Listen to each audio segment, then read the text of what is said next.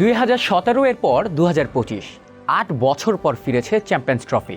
কিন্তু টুর্নামেন্টের প্রয়োজনীয়তা নিয়ে উঠেছে প্রশ্ন। দিনকে দিন 50 ওভার ফরম্যাটের জনপ্রিয়তা কমে যাওয়ার পরও কেনই বা আবার ফিরিয়ে আনা হলো ওয়ানডে ফরম্যাটের এই চ্যাম্পিয়ন্স ট্রফি। 2021 সালে 2024-31 সাইকেলের জন্য পুরুষদের টুর্নামেন্ট সূচি ঘোষণা করে আইসিসি। তখনই নতুন একটি লাভজনক মিডিয়া রাইটস চুক্তি নিশ্চিত করতে ফিরিয়ে আনা হয় চ্যাম্পিয়ন্স ট্রফি। 2025 ও 2029 সালে এই টুর্নামেন্টটি আয়োজন করার ঘোষণা দেওয়ার পর অনেকেই বিস্মিত হয়েছিলেন। তবে এই দুটি সালে ওয়ানডে বিশ্বকাপ বা টি-20 বিশ্বকাপ কোনোটিই নেই।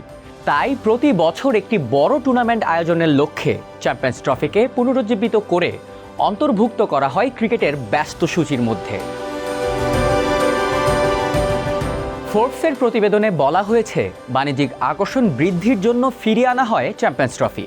2024 থেকে 2027 সালের মিডিয়া রাইটস চুক্তি থেকে অভাবনীয় $3 বিলিয়ন আয় করে আইসিসি, যার প্রায় 40% রাজস্বই বরাদ্দ করা হয় ভারতীয় সম্প্রচার মাধ্যমের জন্য। বিশ্ব ক্রিকেটে কখনোই বড় কোনো আকর্ষণ তৈরি করতে পারেনি চ্যাম্পিয়ন্স ট্রফি। তবে একসময় দর্শকদের বেশ কিছু স্মরণীয় মুহূর্তের উপহার দিয়েছিল টুর্নামেন্টটি। 1998 সালে প্রথম যখন চ্যাম্পিয়ন্স ট্রফি শুরু হয়, সে সময় সোনালী যুগে ছিল ওয়ানডে ফরম্যাটের ক্রিকেট। তখন মূলত আইসিসির পূর্ণ সদস্য দলগুলোর বাইরে সহযোগী দেশগুলোর ক্রিকেটের উন্নয়নের জন্য তহবিল সংগ্রহ করতে এই টুর্নামেন্টটি চালু করা হয়। প্রথমে 2 বছর পর পর এই চ্যাম্পিয়ন্স ট্রফি আয়োজিত হলেও 2008 সালে আইপিএল চালুর পর থেকে সেই ধারাবাহিকতা কমে আসে। বিশ্ব ক্রিকেটের গতিপথ আইপিএল বদলে দেওয়ার পর থেকে ধীরে ধীরে ক্রিকেট ক্যালেন্ডার দখল করতে শুরু করে টি-20 লিগগুলো। তাই তো কোন ঠাসা হয়ে পড়ে 50 ওভারের ফরম্যাট। এমনকি বিশ্বকাপের বাণিজ্যিক আকর্ষণও ওয়ানডে ফরম্যাটের জনপ্রিয়তা ধরে রাখতে ব্যর্থ হয়।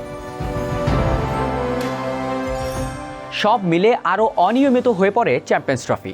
2009 সাল থেকে এটি আয়োজন করা হয় 4 বছর পর পর। সবশেষ আসরটিও অনুষ্ঠিত হয় 2017 সালে। লন্ডনের ওভালে সেবার ফাইনালে চিরপ্রতিদ্বন্দ্বী ভারতকে স্মরণীয়ভাবে হারিয়ে চ্যাম্পিয়ন হয় পাকিস্তান। এরপর এক প্রকার হারিয়েই যায় টুর্নামেন্টটি। কিন্তু বিশ্বকাপের বাইরেও আরেকটি বৈশ্বিক টুর্নামেন্টের প্রয়োজনীয়তা অনুভব হওয়ায় 2025 সালে আবারও চ্যাম্পিয়ন্স ট্রফিকে ফিরিয়ে আনে আইসিসি। চ্যাম্পিয়ন্স ট্রফি খেলতে ক্রিকেটারদের আগ্রহ বাড়ানোর জন্য বিভিন্ন আর্থিক প্রণোদনাও ঘোষণা করে আইসিসি। তাই তো 2017 সালের তুলনায় এবার 53% বেশি বাড়ানো হয়েছে প্রাইজ মানি। চলতি আসরের মোট প্রাইজ মানি রাখা হয়েছে $6.9 মিলিয়ন, যেখানে চ্যাম্পিয়ন দল পাবে $2.24 মিলিয়ন এবং রানার্স আপ দল পাবে $1.12 মিলিয়ন। সঙ্গে আসরটিকে আরও উত্তেজনাপূর্ণ করতে বিশ্বকাপের মতো সূচি বেশি লম্বা করা হয়নি।